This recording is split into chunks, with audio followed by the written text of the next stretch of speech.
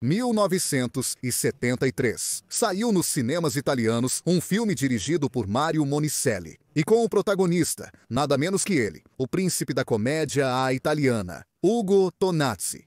O filme se chama Queremos os Coronéis e no cartaz vemos um Tognazzi gritando com um uniforme de camuflagem e uma boina de paraquedista, quase tentando acalmar a multidão. Basta pouco para entender a trama do filme e, acima de tudo, para entender suas referências práticas. O filme é uma verdadeira joia. Ainda está disponível no mercado para os amantes do gênero.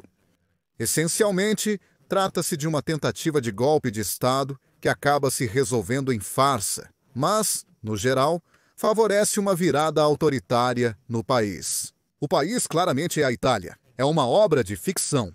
Bem, um pouco como todas as obras cinematográficas. Então, não podemos negar. Mas o que é narrado no filme não é exatamente tudo invenção de Mario Monicelli e Ugo Tognazzi. O contexto, o que está por trás, isso é tudo verdade. Queremos os coronéis. Não é nada mais do que a sátira do que seria chamado o golpe dos guardas florestais. Veja, essa expressão também é bastante redutiva, porque, embora envolvesse agentes do Corpo de Guardas Florestais, não foi uma tentativa de golpe de Estado. De opereta, foi algo extremamente sério. E que por muito pouco, por detalhes, como muitas vezes acontece na história, não fez o nosso país virar de uma frágil democracia, mas ainda assim conquistada 25 anos antes, com suor, com o sangue de muitos inocentes, de muitas pessoas que acreditaram no ideal de liberdade, para levá-la de volta a uma ditadura ou para igualá-la a outros países europeus que na mesma época viviam em sua própria pele a ditadura. Esta é a história do golpe que não aconteceu, e felizmente não aconteceu. Esta é a história de uma noite que poderia ter mudado para sempre a história do nosso país. Esta é a história do golpe burguês.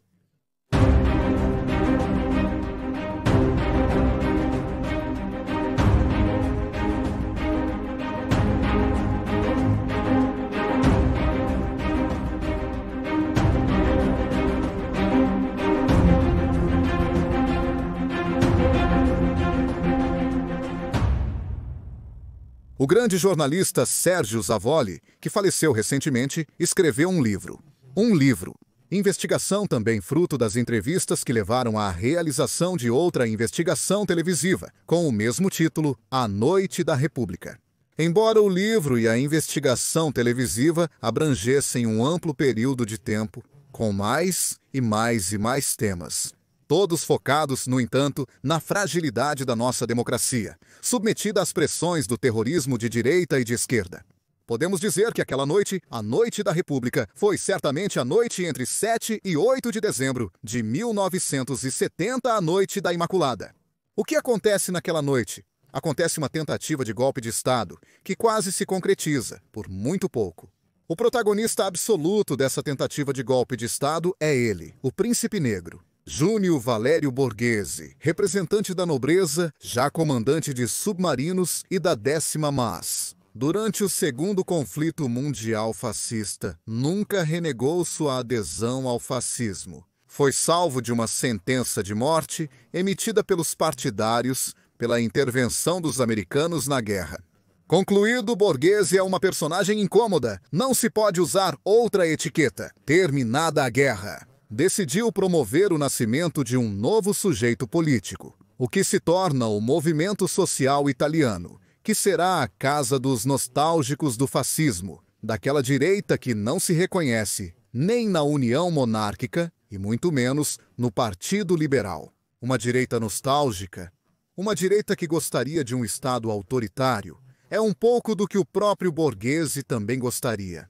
Mas o MSI, com o passar do tempo, evolui, muda, abraça novas correntes, novas ideias. Por isso, ao longo do caminho, perde pedaços. Nos anos 60, o MSI sofre pequenas cisões. Uma delas é a de Pino Rauti, que se separa. Ele funda o Centro Cultural Ordine Nuovo, posteriormente o movimento político Ordine Nuovo, para depois retornar, na véspera do período mais quente, dentro do MSI, mas apenas por motivos práticos.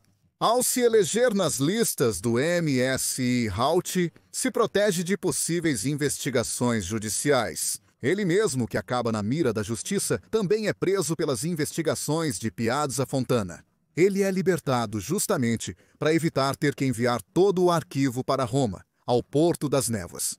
Depois tem Borghese, que no final dos anos 60 também se separa e funda o Fronte Nazionale, uma formação, como se dizia na época, extraparlamentar, ou seja, não presente entre os grandes do parlamento com seus próprios representantes, mas que faz política ativa e que se propõe de maneira forte, até demais, como possível porta-estandarte de uma virada autoritária em nosso país.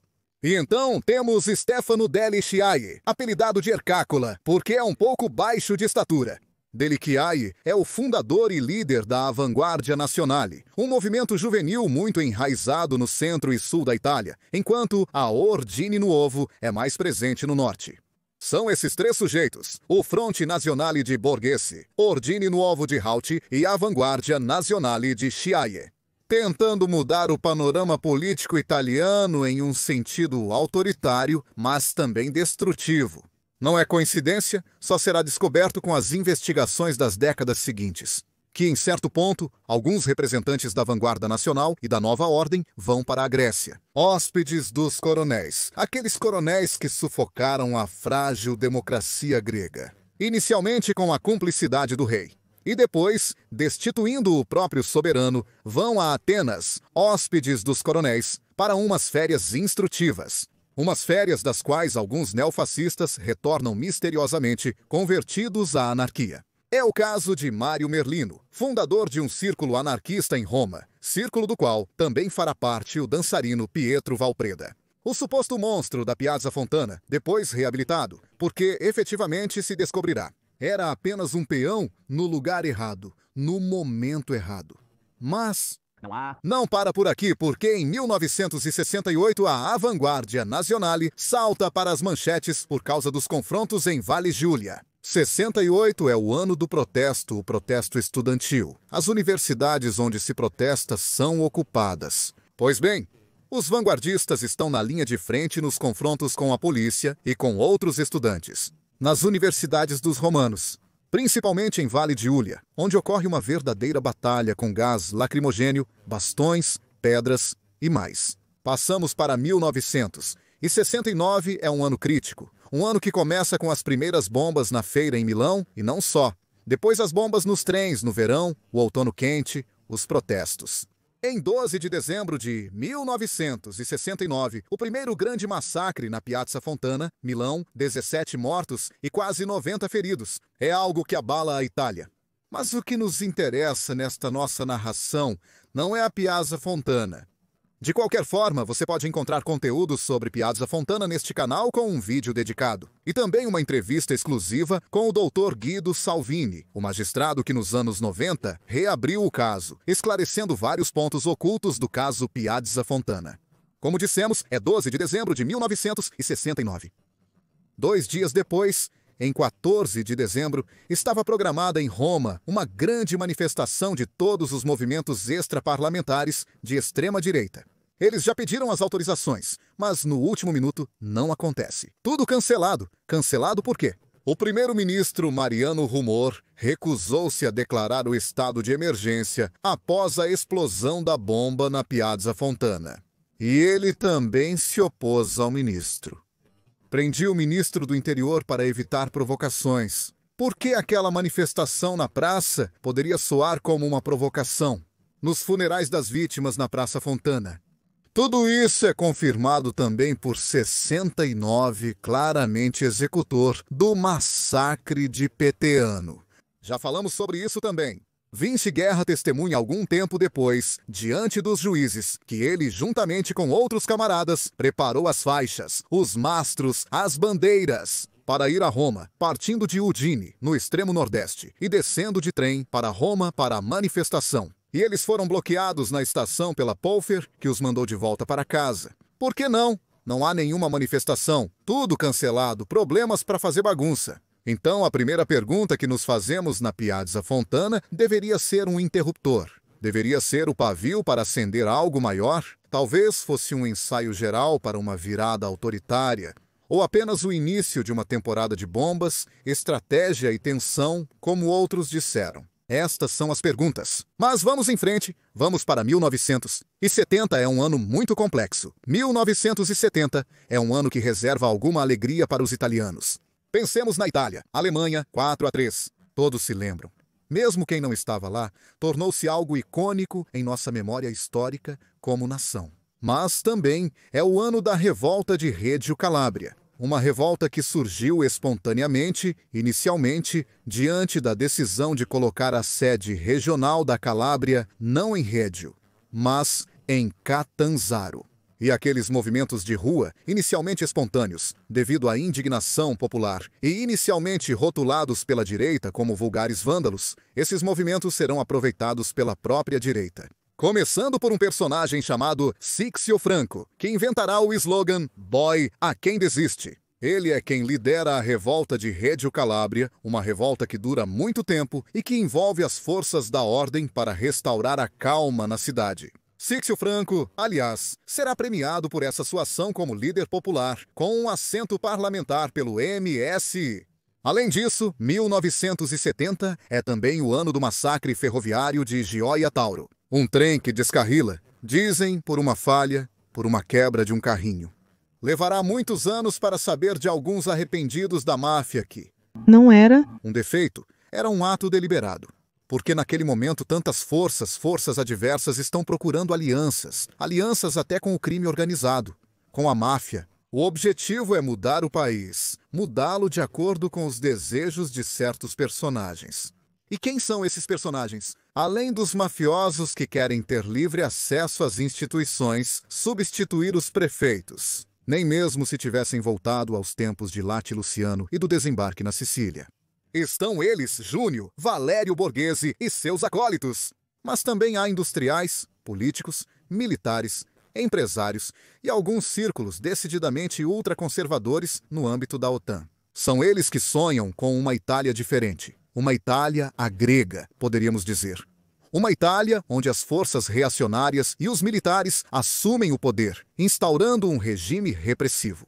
Os exemplos, como dissemos, são a Grécia, mas também a Espanha de Francisco Franco, que também nesse período está bastante doente e está tentando organizar o futuro do seu regime. E Portugal, que já não tem mais Salazar no poder, há Caetano em seu lugar, mas que ainda é governado por uma sombria ditadura de caráter corporativista e fascista. São esses os modelos. Também porque em Portugal há uma certa agência de imprensa, a Ginter Press, que na verdade é um centro de subversão internacional, uma espécie de espectro negro. Mas também falamos da Ginter Press em um vídeo específico que você pode encontrar neste canal. À frente desta máquina organizacional para mudar a Itália de maneira radical e não de maneira democrática, mas com um golpe, está ele, o príncipe negro Júnior Valério Borghese. É ele que se torna o catalisador dos múltiplos interesses que vêm de várias partes. É ele que se move com seus homens para reunir dentro da frente golpista o maior número possível de almas. Dissemos que há a máfia que pede, quer algo, quer mais poder, quer menos polícia, quer poder ter o controle do território de sua competência, e se oferece para intervir com seus próprios assassinos que irão matar o chefe da polícia na noite do golpe. Depois, aos militares e paramilitares, aos guardas florestais. Um oficial dos guardas florestais se ofereceu para disponibilizar uma coluna motorizada para a noite do golpe. Uma coluna que deveria chegar aos centros e à raid via Teulada, assumir o controle para então irradiar na manhã seguinte o comunicado lido pelo príncipe Borghese em primeira pessoa, que informe aos italianos sobre o golpe de Estado ocorrido. Mas não são apenas os florestais que depois entrarão no imaginário coletivo como os protagonistas deste golpe, o famoso golpe dos florestais. Não, porque também há carabineiros infiéis, policiais infiéis, alguns altos oficiais do exército que pelo menos inicialmente se colocam à disposição, cada um com tarefas diferentes. Por exemplo, há um coronel em Verona, o coronel Amos Spiassi, coronel de artilharia, já dentro dos núcleos para a defesa do Estado. Uma estrutura paralela e clandestina, nascida após a conferência do Parco dei Principi, da qual já falamos, que receberá a ordem de ir para Stalingrado da Itália, ou seja, Sesto San Giovanni, para uma varredura para evitar que a Stalingrado da Itália se revolte. É o forte do PC Sesto San Giovanni e precisa ser guarnecido. Depois, há outros oficiais que precisam abrir as portas do Ministério da Defesa. Carabinieri e polícia que precisam se disponibilizar para ir prender. Parlamentares, outros políticos, jornalistas, membros da opinião pública, todas personalidades que podem ser um obstáculo ao golpe. Esses devem ser retirados de suas casas, carregados em balsas em Civitavecchia e levados para a Sardenha, na base de Capo Marragi, base da OTAN. Uma base que já estava nos planos, mas ainda se sabe pouco sobre o plano. Apenas o plano orquestrado pelo general De Lorenzo quando era comandante-geral da Arma dei Carabinieri. Para outro golpe, não realizado, nem mesmo tentado, felizmente, conduzido apenas pelos Carabinieri, para este plano apenas.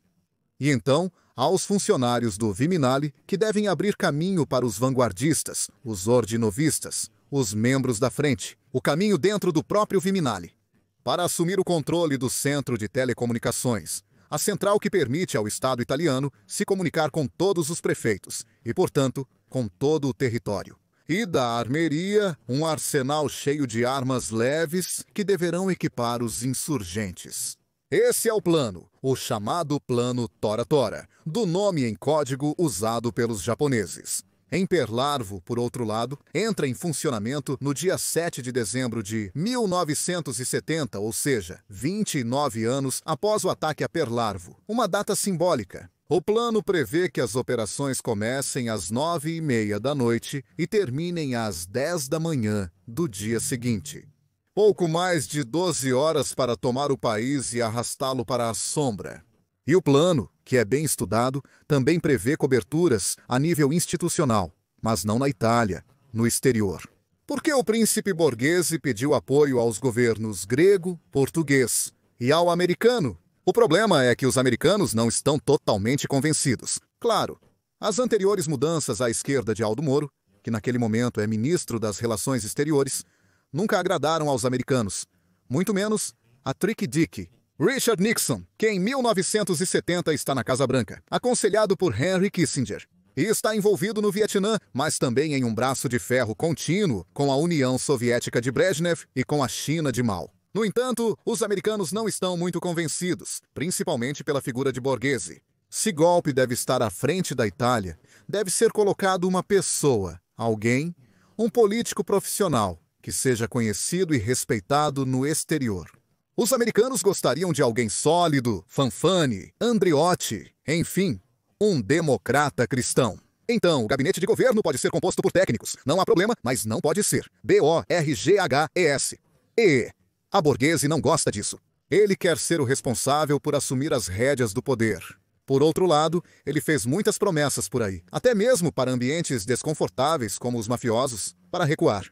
Então o que acontece? Ele decide continuar e até mesmo prender Andreotti e todos os outros democratas cristãos. Eles viram alvos. A máquina golpista age em 7 de dezembro à noite. Há a coluna dos guardas florestais se movendo em direção ao centro de produção da RAI. Há uma grande aglomeração de membros da ordem, vanguardistas e membros da frente que se encontram em uma academia sob o comando de um ex-oficial dos Para, Sandro Saccucci. São eles a força inferior que terá que organizar e implementar as primeiras ações romanas do golpe. Essa força, em parte, converge para o Viminale, mas não entra pela entrada principal, mas por um acesso secundário. Alguém de dentro abre, nunca se saberá quem é. Em pouco tempo, os vanguardistas e os ordinaristas assumem o controle do arsenal, carregam as metralhadoras e as granadas em um par de caminhões e partem novamente para a academia para armar seus camaradas. De Verona, Spiazzi já se moveu com uma coluna do exército para ir guarnecer Sesto San Giovanni. Há outras manobras em andamento. Os mafiosos estão escondidos no bairro onde mora o chefe da polícia, mas erram o prédio e acabam presos em um elevador. Com momentos de constrangimento imaginável. Quando tudo parece estar indo bem, algo acontece. O quê?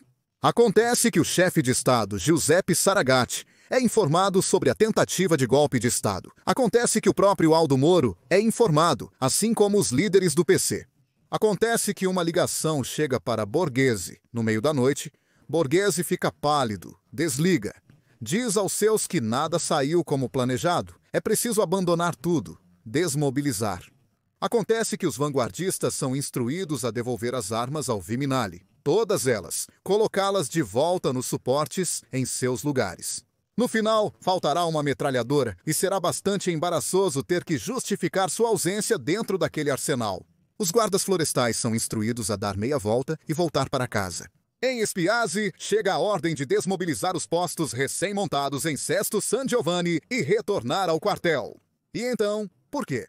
E acima de tudo, quem deu aquela ordem para retornar?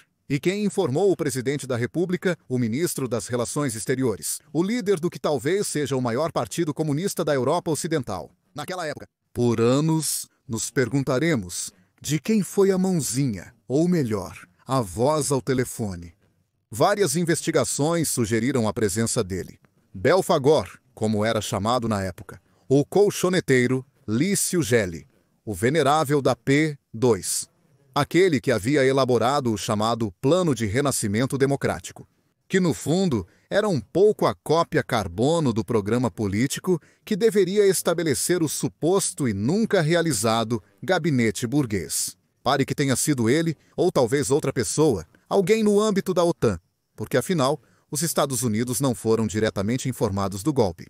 Talvez algum oficial americano tenha decidido agir. Até porque, como algumas investigações irão confirmar, há um ministério que não é aberto aos vanguardistas e aos outros golpistas. É o Ministério da Defesa, onde alguns oficiais se recusam a abrir as portas.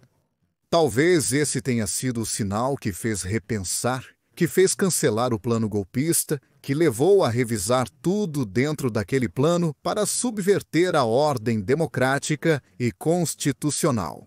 O que é certo é que nas horas imediatamente após a reviravolta, os vanguardistas voltam para casa, assim como os florestais e os militares. Borghese faz as malas e foge para a Espanha. Nunca mais voltará, morrerá em Cádiz em 1974. Disse que foi um derrame. Muitos dos conspiradores da Noite da Imaculada inicialmente se safam, mas depois acabam sob os holofotes. Alguém como Delechiaie prefere emigrar, vai para a América do Sul, passando pela Espanha e Portugal. Sempre esses países Delechiaie. Ele será o consultor, digamos assim, de regimes muito sombrios, sanguinários, até ser preso e extraditado. Mas ele, Spiazzi e todos os outros no final serão absolvidos da acusação de terem conspirado contra o Estado. Não houve nenhuma conspiração, houve apenas uma tentativa de culpar da opereta uma palhaçada. Isso é o que os juízes dizem, que talvez baseiem suas informações em uma visão parcial, faltam muitas peças no quebra-cabeça. Talvez por isso os conspiradores da Imaculada evitem a prisão. Porque faltava algo, porque todos estavam faltando. As fitas gravadas pelos infiltrados do Serviço de Informação e Defesa, o Serviço de Informação e Defesa, dentro da estrutura golpista nas semanas e meses anteriores. Fitas que só reaparecerão muitos anos depois. Trazidos pelo capitão Antônio Labruna, ex-capitão dos Carabinieri, que depois passou para o Serviço de Informação e Defesa sob o escritório do general Maletti e depois caiu em desgraça. Capitão Labruna, que os leva ao juiz Salvini, que está investigando a Piazza Fontana. O problema é que existe um princípio, o nebis in idem. Não se pode processar pessoas pelo mesmo crime duas vezes. As interceptações e provas poderiam ter levado a uma interpretação distinta dos eventos da Noite da Imaculada de 1970 nos tribunais. E quando a Itália correu o risco de se tornar como a Grécia ou Portugal, talvez tivéssemos tido, pelo menos nas salas de tribunal, um resultado diferente. Mas isso não muda. Julgamento histórico.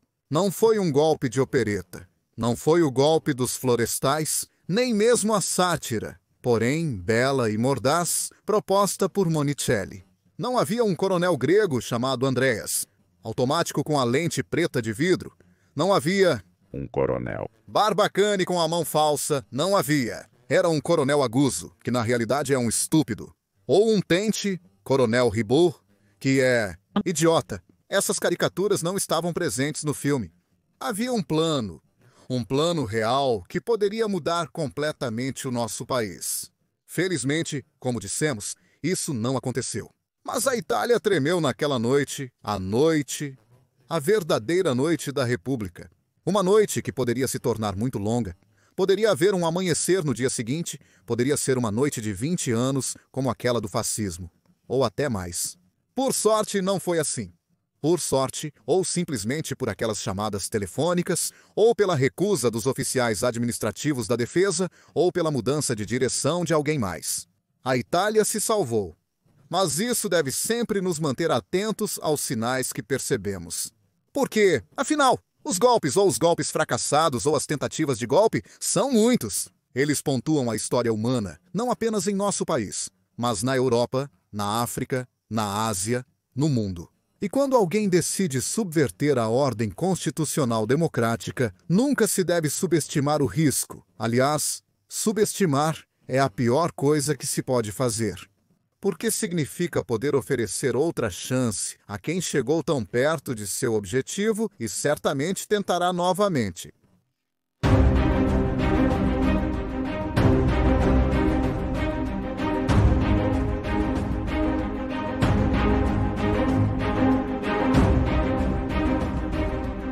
Obrigado a todos